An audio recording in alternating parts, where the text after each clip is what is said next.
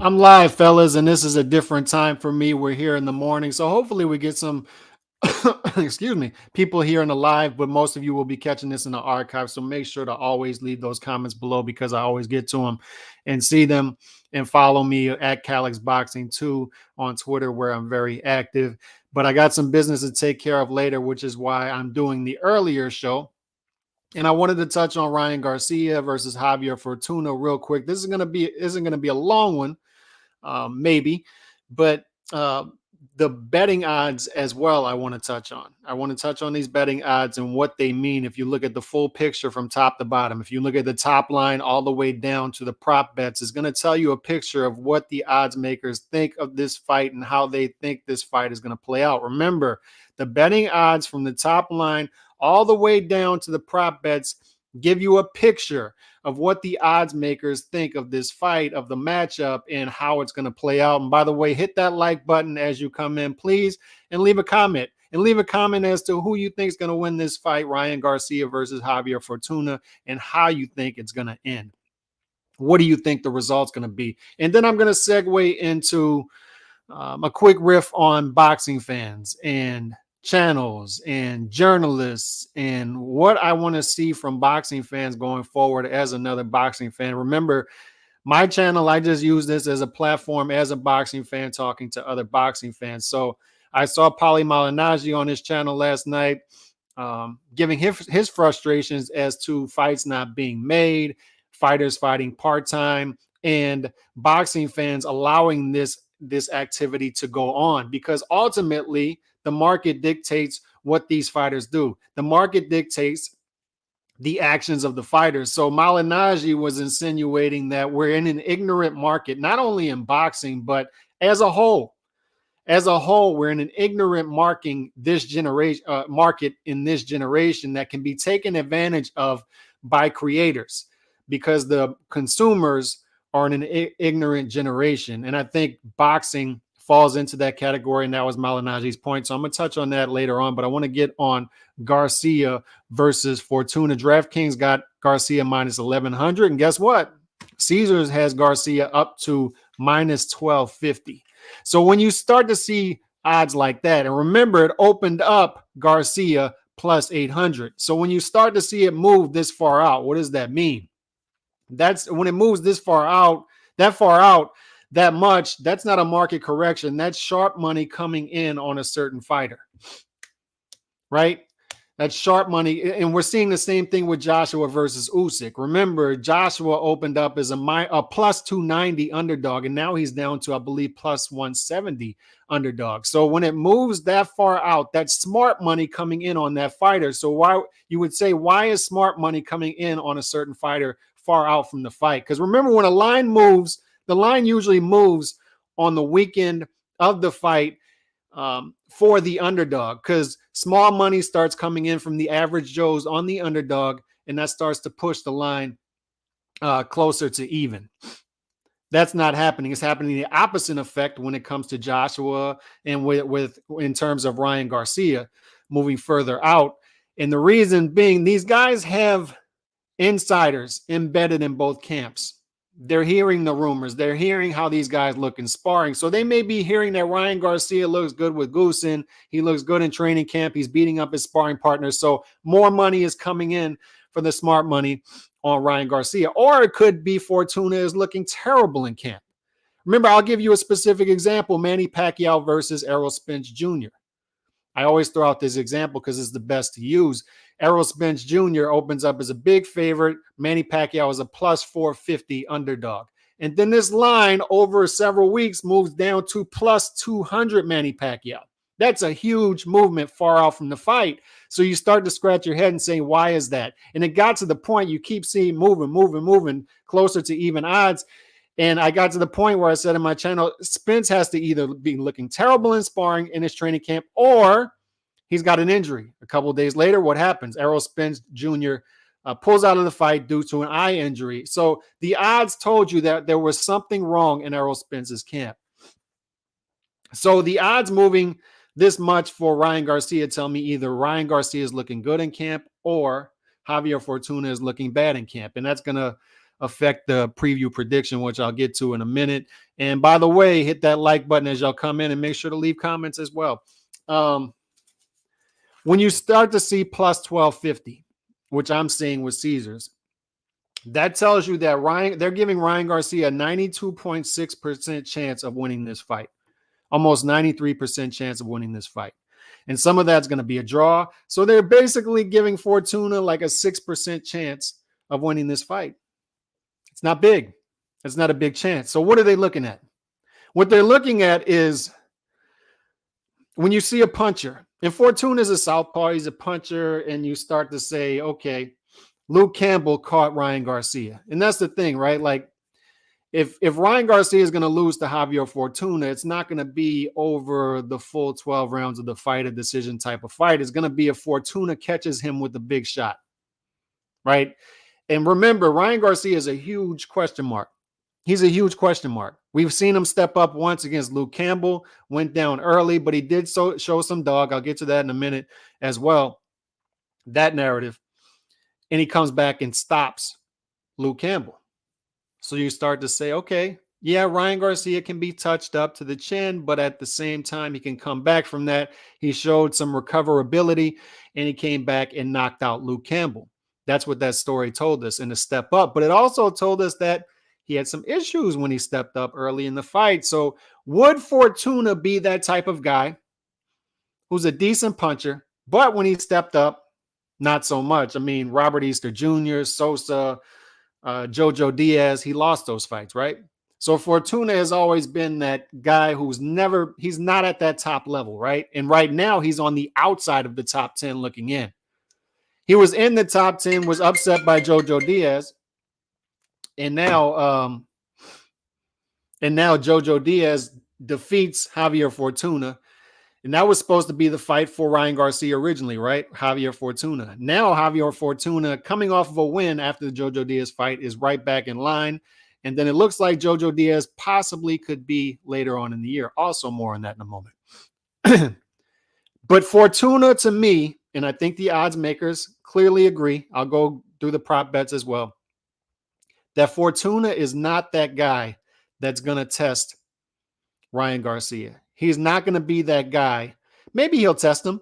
Maybe he'll have some good moments, but he's not going to be that guy to expose a Ryan Garcia if Ryan Garcia is that type of fighter who can be exposed. So I'll give you specific examples. Marcos Maidana against Victor Ortiz.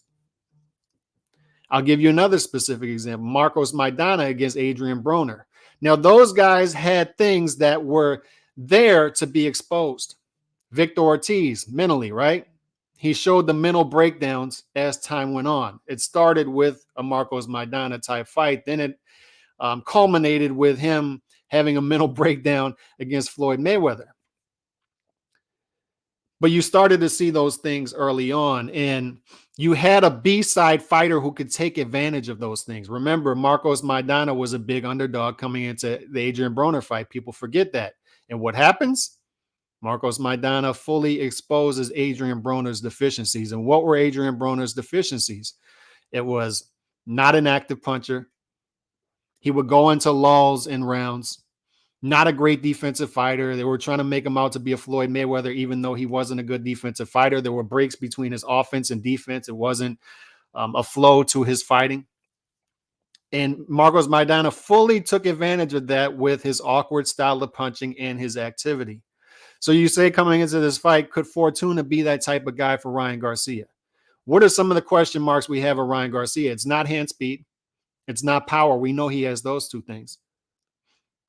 The question marks are, how good is his chin? Luke Campbell hurt him early in the fight. How good is it? It might be good. He recovered from that shot, right? He recovered from it. Might be good. Might have a good chin. He recovered from the shot. Does he have a dog in him? And that may be a lazy narrative, and I may be guilty of that because I've said, does Ryan Garcia have a dog in him?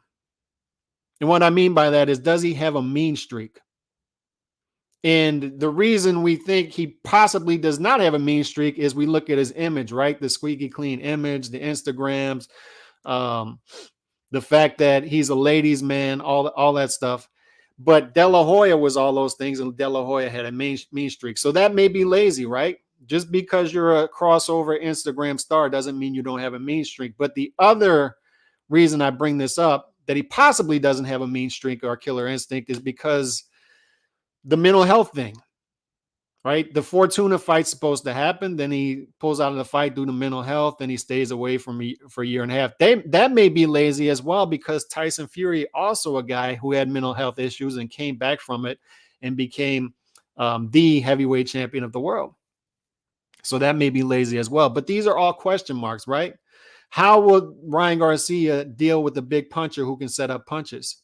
How will Ryan Garcia deal with an activity pressure fighter? That question will be answered when he fights Jojo Diaz, maybe later in the year. But I don't think Fortuna is the type of guy who's going to test Garcia's chin, because Fortuna can't set up shots like Luke Campbell. He simply can't set up shots like Luke Campbell. He's up there higher in age. He's a shorter fighter. He is not the technically savvy fighter that Luke Campbell is. And he's just simply not as good of a fighter as Luke Campbell was when he fought Ryan Garcia. At least I don't think. And at least it looks like Vegas doesn't think. So let me get to these betting odds. And remember, the top line down to the prop bets give us a picture of what the odds makers think this fight, how the odds makers think this fight's going to play out. So we look at the over-under first. Well, first, let's look at the top line. Ryan Garcia is a minus 1,200 favorite right now. I'm looking at it right now. And Javier Fortuna is plus 750. So what that means, layman's terms, the minus is the favorite, the plus is the underdog. So when you're looking at plus 750 underdog for Javier Fortuna, that means that if you bet $100 on Javier Fortuna, you win $750 plus your money back if he wins the fight, pulls off the upset. What it means, and why we say there's no value in betting Ryan Garcia unless you bet him far out and you thought the line was too close, and why I say that's sharp money far out, is when you bet Ryan Garcia, you have to bet $1,200 in order to win 100 plus your money back. And there's just no value in that. In order to win real money, you have to bet a lot of money, and then you're putting yourself at risk to losing that money if Fortuna pulls the upset. But if you look at the over-under, that's where you start to possibly see value. If you think Fortuna's tougher than the odds makers think, they're setting the over-under here at 7.5 rounds. That means if we get into the odds makers are telling us at that point that they think when we get to the 8th round, things will start to get sketchy for Javier Fortuna. They think once we get to 7th, 8th round, that Javier Fortuna will start to have serious problems with Ryan Garcia, and it can go either way, whether he survives or not. That's what 7.5 rounds with even odds tells us, because that's what we have here. This is an over-under split in half is what we have. Because sometimes you see over-under price at 10.5, and you have the over as an overwhelming favorite, and that's telling you that they think that they almost know that the fight's going to go to this decision. That's not what we have here. What we have here is 7.5 rounds split down the middle, and the over-under is priced even, minus 115, minus 115. So that's Vegas telling us, look, when we get to the 7th, 8th round, Fortuna is going to start to have some issues. And Ryan Garcia is going to start to tag him. And will Fortuna survive that, or will he not? We don't really know, because we're pricing that even. And we're pricing it straight down the middle. There possibly could be, if you think Fortuna has a better chin and more left in the tank than the odds makers say, Fortuna, there could be value in taking the over there. I don't know. It's tough to say. Garcia stoppage is the most likely scenario according to Vegas, minus 220. Garcia by decision plus 220 is the second most likely scenario. But what Vegas is telling you here, the odds makers, is they clearly believe that Ryan Garcia is going to win this fight by some sort of stoppage, whether it be knockout or a technical knockout. They believe that Ryan Garcia is going to stop Javier Fortuna, particularly. They have a strong feeling that it will happen in the middle rounds. And it makes sense, right? It makes sense that Fortuna could have some moments early in the fight And then the middle rounds, things start to get dicey for the older Fortuna, who can't set up his punches against the faster hands of Ryan Garcia, the younger Ryan Garcia. But once again, if you think that Ryan Garcia is a bigger question mark than the odds makers think, there may be value in taking the over there. I don't think there's value in taking Fortuna. I don't think he's going to pull the upset. And I think these odds clearly tell you that, because once we start to get to Fortuna's odds, Fortuna by stoppage is plus 1,200. Vegas is just telling you there they don't think that Fortuna can win this fight. Fortuna by decision, even wider, plus 1,600. I mean, those are wide odds. And Vegas is telling you there, I just don't see Fortuna. I can't envision a scenario in which Fortuna can win by decision. That's what the odds makers are telling you here. And I agree with them. I don't envision that scenario. I can envision a scenario in which Fortuna lands a big shot and Ryan Garcia, who is a big question mark, possibly gets stopped. I don't even see that, but it's more likable. It's more, it's a more likely scenario by far than a Fortuna decision, which I just don't see. I don't think he has that in his arsenal. And the draw plus 2,500. Let me get to some of these. And shout out to Bruce Gass in the building. Go check out his channel. Love Bruce Gass. And I'll be on the panel with him later, I believe. Hopefully Fortuna goes to fight and not to survive like Tagu. And it may be, that's why I say there may be value in the over if Fortuna does go into survival mode and just tries to stink the fight up and just stay in there with Ryan Garcia. But then you can look at it the other way. And that's why Vegas is pricing this thing even odds over under 7.5, because I don't think they have a good feel on it either, other than the fact that they think it's going to get dicey for Fortuna in the middle rounds, which I agree with. They think basically what these odds tell me, the picture is they think it's going to play out a lot like the Luke Campbell fight. Which I don't necessarily agree with, because I don't think Fortuna can set up his shots like Luke Campbell. Because he stopped Luke Campbell, in the 7th round? I just don't think Fortuna is going to have the success that. And then you got to throw in Goosen, right? I think Ryan Garcia is going to be more aggressive under Goosen, who is a more offensive-minded trainer.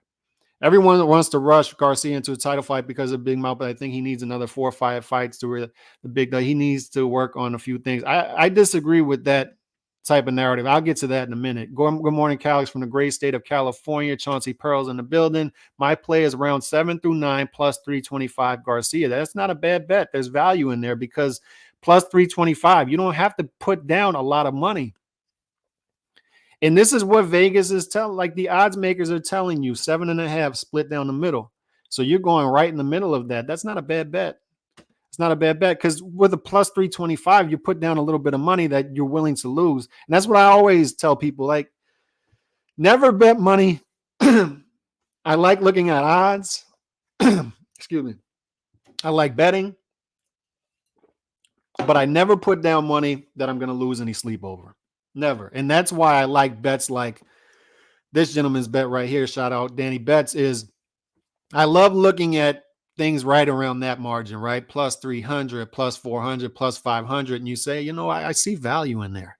I see value in there, and I don't have to put up much money in order to win good money on a bet like that. I love bets like that. Plus 300, plus 500 territory. I love looking at value. And then shout out Joe Habib. I'll be on his channel later on the round table. Always love being on Beeb's channel. Also a betting man who looks at the odds. Please jab the like button as you come in. If you do one thing, please hit that like button. OJ22 always in the building. Real men drink water. Salute to Southpaw 773. And guess what I got? Water. Go agua. Good old agua. That's all I drink.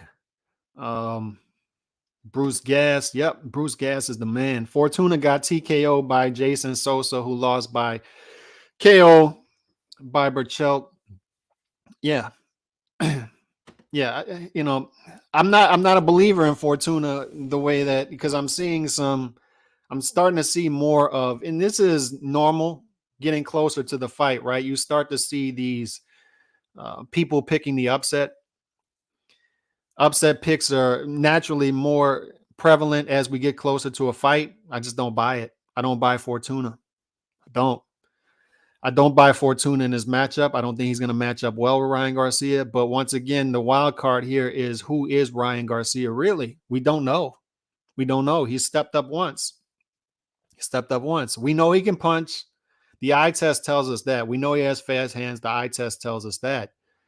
Um, I just think, like, what happens when he gets in there with a high activity fighter? We'll find that out against Jojo Diaz. What happens when he gets in there with a real puncher who can set up punches? Luke Campbell started to give us an idea of that, but I want a bigger puncher. And we're going to find out that maybe in the future if he fights Tank Davis.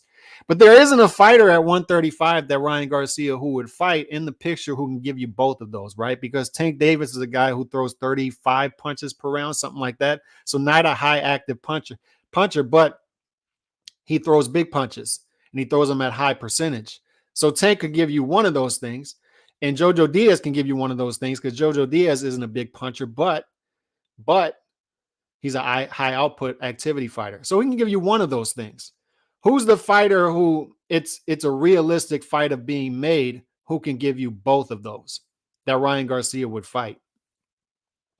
Maybe Isaac Cruz is the closest thing to that, because remember, Lomachenko's off the table for a while. Top Rank's got their own business for the real belts at 135. So you start to talk about guys like Haney, Lomachenko, Shakur Stevenson if he steps up, Kambosos.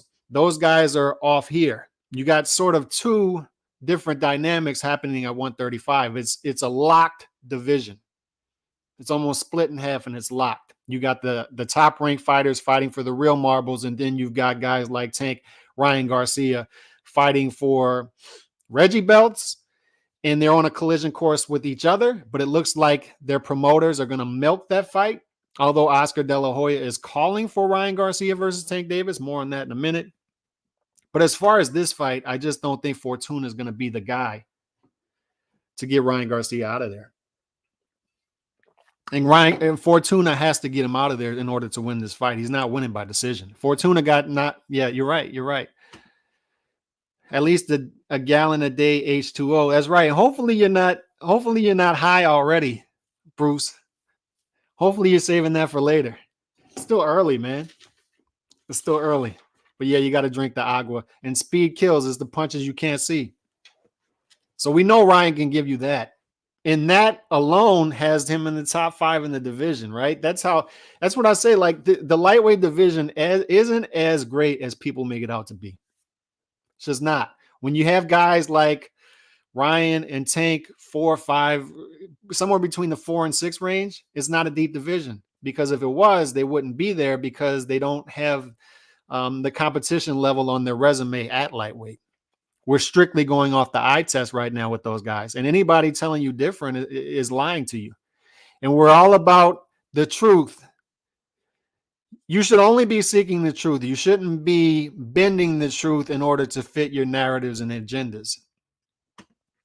My only agenda here is to be a boxing fan speaking to boxing fans. I said, you said you disagree with my take about Ryan needing 4 more. This is a good segue. I'm glad you brought this comment up because I actually forgot about it. But medicinal only. It's still early, Bruce. Still early. You said you disagree with my take about Ryan needing 4 or 5 more fights. Why? Here's the reason why.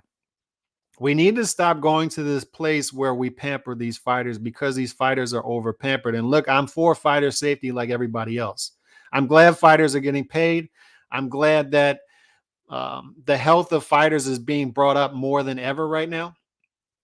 I'm happy for all those things. I'm not the dude in the Coliseum doing thumbs up, cut the guy's neck off. That's not who I am. But at the same time, as a boxing fan, I want what I want as a boxing fan. And I want a sustainable sport, and I want an entertaining sport. And in order for us to have a sustainable and entertaining sport, we have to look at the picture of boxing fans or boxing the sport over the interests of particular fighters.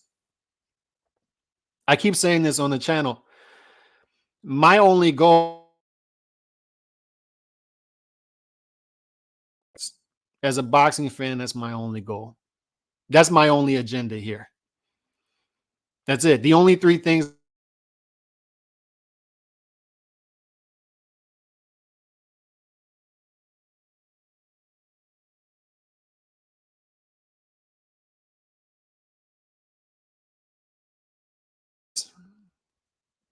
It looks like I'm back up. Let's see. Looks like I'm back up. I don't know how much of that y'all caught. It looked like I was lagging for a minute, but anything in the way of me getting good fights is my enemy. So when I start to see things like Ryan Garcia needs to wait 4 or 5 fights in order to step up and fight top competition, I don't like it. Naturally, I shy away from stuff like that. Naturally, I see that and I see that's a fight. That's a take that a fighter would make. That's a take that a promoter, manager, network exec would make. And I've said it on this channel a million times. Promoters, managers, network execs have done a great job of programming boxing fans to speak like promoters, managers, network execs. Done a great job of it. And these are the type of comments that I was. And look, man, no offense, no offense. Um, don't mistake what I'm saying in my tone. When I see comments like this, it reeks of something that a promoter, manager, network exec would say. And I think they've done a good job of programming fight fans to speak like this. To me, a boxing fan should be saying right now, Ryan Garcia is multi years into his career, 22 fights in. Let's see this guy step up. Is a 3-division champ. How many fights does he have? 18, 16, whatever it is.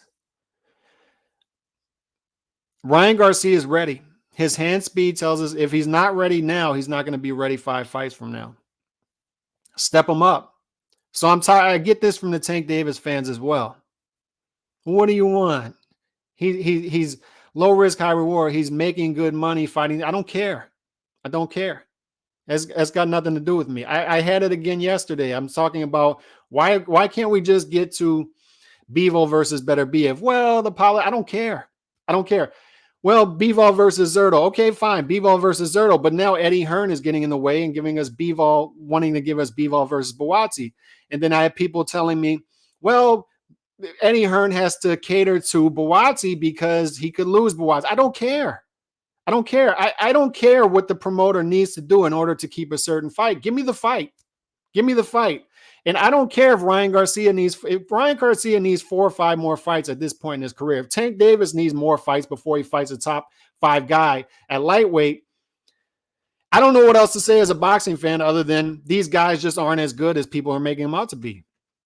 Super chat, appreciate this. Luis Puente, Ryan will fight JoJo after I don't see anyone else. And Oscar De La Hoya is saying, I want the fight next. I want Ryan Garcia versus Tank Davis next. But instead, what you're going to see is, and maybe that's cap. Maybe Oscar doesn't really want that. Maybe he's out there saying that, knowing that Mayweather Promotions isn't going to give us that fight next, because Mayweather Promotions is telling us, they're telling us. And when I say this, I'm a hater, but when Floyd says this, he's a genius. He's playing 4D chess. Floyd saying, top-ranked fighters, stay over there, leave Tank alone. Devin, Shakur, leave Tank alone. So Floyd saying we're keeping this money in-house. Is Ryan Garcia in-house? No, he's not. So that's why I say they're going to milk this fight, and they're going to milk this fight. Ryan and Tank are the 2 crossover style fighters. They're in the same division. Eventually, they're going to be on a collision course, but they're going to milk this. They're going to milk this. They're going to milk this. And we're not going to get that fight anytime soon. I hope I'm wrong. I hope I'm wrong. But this brings up my point. And Paulie brought this up last night on his channel, Paulie TV.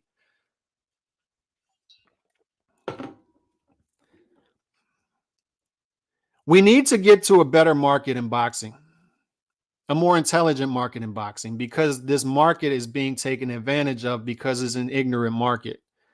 So when you have boxing fans can be a fan of whoever they want, and they can be a fan of those fighters for whatever reason. I'm not trying to stop you from doing that. So if you like a fighter because you share a skin color, a nationality, you like them because of a certain style, that's fine. That's all fair.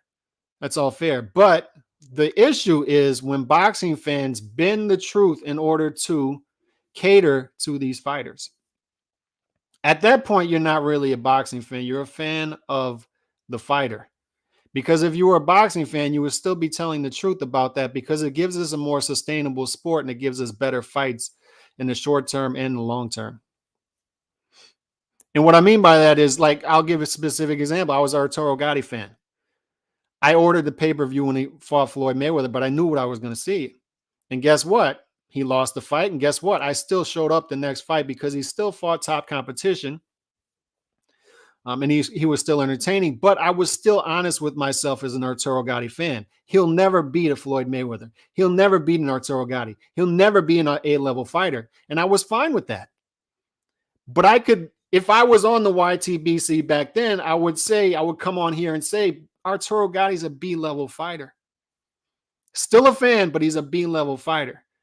The issue is when I bring up something about Tank, and then somebody will come back at me and say Tank's actually fought top competition with nothing to back it up. And then in the very next sentence, they'll say something like, well, it's smart for him to fight low risk, high reward. It's how these guys get away with this. These fans are fighting mythical battles for their fighters online. So where they're doing the heavy lifting for the fighter in order that the fighter doesn't have to do the heavy lifting themselves. It's how these fighters get away with fighting once per year against average opposition. And I'm sorry for sounding like a broken record, but I think it needs to be driven home, is boxing fans need to do a better job of looking out for the best interests of boxing fans. Look, if I want to get the network exec's opinion on something, I'll listen to Steven Espinoza. If I want to get the manager's opinion on something, I'll listen to Al Heyman or Leonard Ellerby. If I want to get a promoter's opinion on something, I'll listen to Bob Arum. I'll listen to Eddie Hearn. And we call them all out on this channel.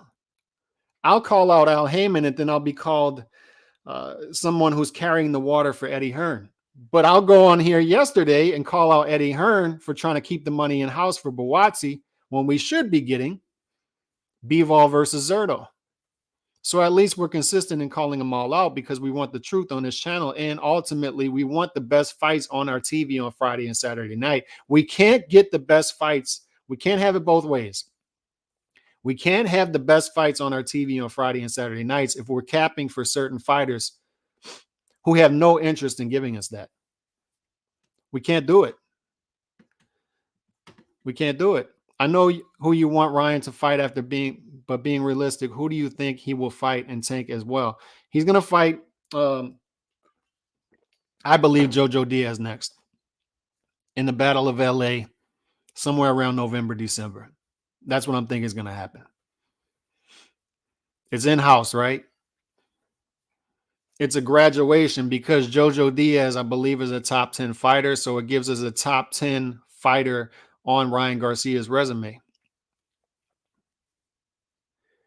But I mean, just sticking to my point, we've got to do a better job as boxing fans, because the promoters and managers are doing a great job of looking out for their own interests. Fighters are doing a better job than ever of looking out for their own interests. We got fighter safety at an all-time high. We've got fighters making more money than ever. We've got fighters fighting less frequent than ever, once per year. So fighters are looking out for their own interests. The networks are looking out for their own interests as well. And these buckets, they have to do the least amount of work that they've ever done. Promoters, they get the highest site fee. I give this example all the time as well. I went to a fight in Biloxi, Mississippi years ago. It was Andre Berto versus Luis Collazo. I'm looking around. I'm comped. I get in for free. I'm sitting behind Lou DiBella, and I'm thinking, this is a small place, maybe fits 1,000, and it's not even full. And I'm wondering how many people actually paid to get in this building. And I'm wondering to myself, why isn't this fight in South Florida? We have a Haitian American fighting a Puerto Rican American in Biloxi, Mississippi. And the reason that happened is because Lou DiBella said, I'm going to take the highest site fee, and that's Biloxi, Mississippi. So he doesn't have to do the work. He's got his money. He doesn't have to really promote the fight. He doesn't have to promote the fighters long term because it's a lazy way of getting your money, right? He's not thinking long term. So Andre Berto and Luis Collazo look at it 5 years later and they're like, why am I not bigger? Why am I not as big as this guy? It's because of how you were promoted early. And as a fighter, if Tank Davis really had an issue with how he's being promoted, if he really had an issue with not fighting top 5, top 10 guys, guess what he would do? He's a promotional free agent. He would move on. He would look at it and say, all the top fighters in my division are with Top Rank. So if I really want the top fights, I'm going over to Top Rank and I'm getting the top fights right now. But guess what he's going to do instead? He's going to re-sign with Mayweather Promotions again. And guess why he's going to do that? Is because he hasn't been knocking on the door and saying, Leonard, can I get this fight? Floyd, can I get this fight? Steven, can I get this fight? Al, can I get this fight? He hasn't been doing that. Guess what he's been doing? He's been saying, I enjoy these minimums that you're giving me. I enjoy whatever the minimum is, 5-6 million per fight minimum with the pay-per-view upside. Even if the pay-per-view doesn't do well, I still got my money up front. And guess what? I don't have to fight top competition at the same time. Beautiful. And on top of that, I'm going to have my rabid fan base attack people online who are calling me out for not fighting top fighters. And I'm the greatest mythical fighter in modern history because, of course, I would beat Shakur Stevenson, according to my fans. Of course, I would beat George Kambosos, Devin Haney, Lomachenko. Of course, Tank will win those. Tank doesn't have to fight those fights. And on top of that, I have Showtime calling me a 3-division champ, even though those are Reggie belts, even though I've only won a legit title in one weight class.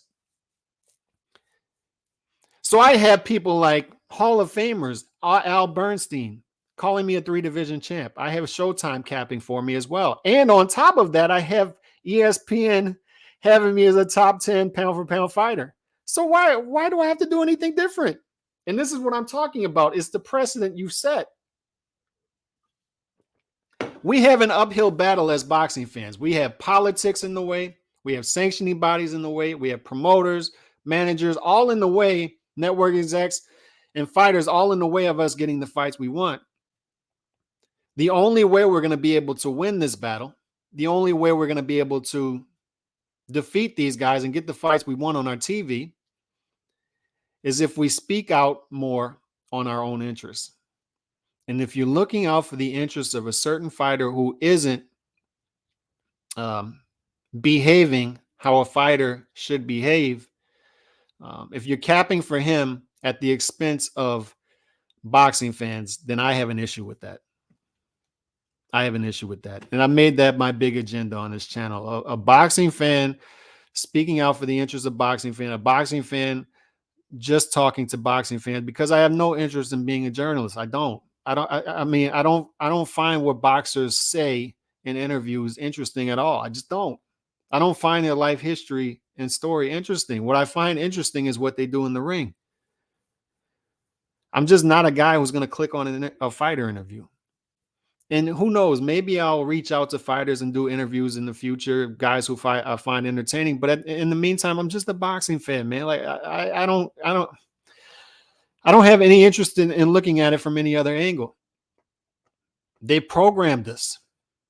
And what I'm inviting people to do is please take the red pill. And I'm not going to get it right every time. I'm not saying that.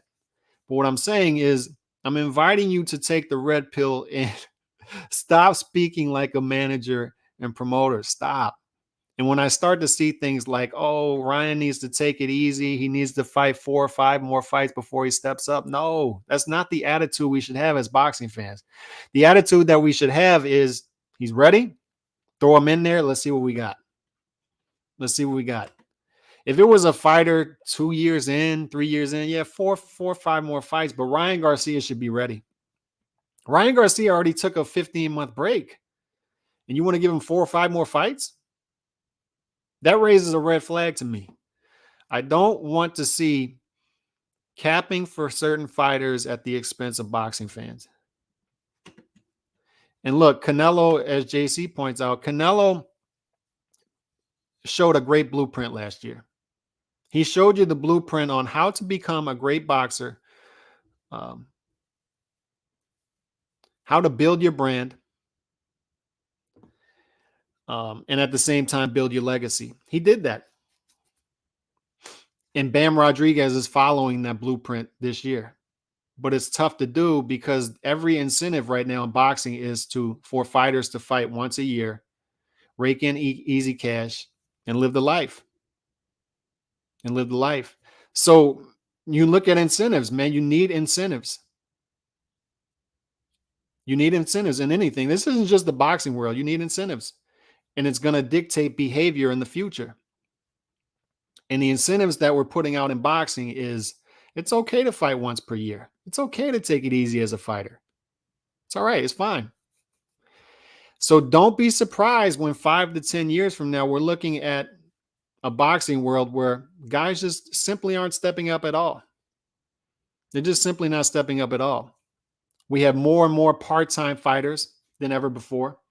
I did a video earlier. If you look at 2021, the top 50 box rec pound for pound, almost all of them were part-time fighters. And you can't have a sustainable sport that way. You simply can't. You cannot have a sustainable sport. Canelo showed you the blueprint last year. You can make money and still go for legacy, but it's difficult. It's difficult, and it's the reason why when Canelo loses a fight, I don't kick him out the pound for pound rankings. Because in doing that, when you kick Canelo out the pound for pound rankings for going for it, and he fails in one fight, you're going to have him stumbling all the way out the pound for pound rankings, and you're going to have fighters in the pound for pound rankings who fought once in a year. Canelo has built up enough equity to where even if he loses the fight, he should still be high on pound for pound rankings, which is why I have him number 4 right now. We can't reward fighters for non-fighter behavior.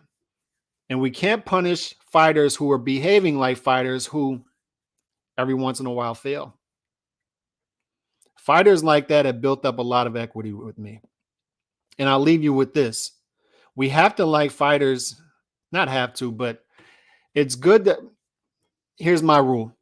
I'm not a fan of fighters. I'm a fan of the behavior of fighters. So I didn't roll out of bed liking Bam Rodriguez. I didn't roll out of bed liking Canelo. I didn't roll out of bed liking Golovkin. I didn't roll out of bed liking Timothy Bradley, Pernilla Whitaker, Miguel Cotto. All these guys have a common denominator. They fought top competition.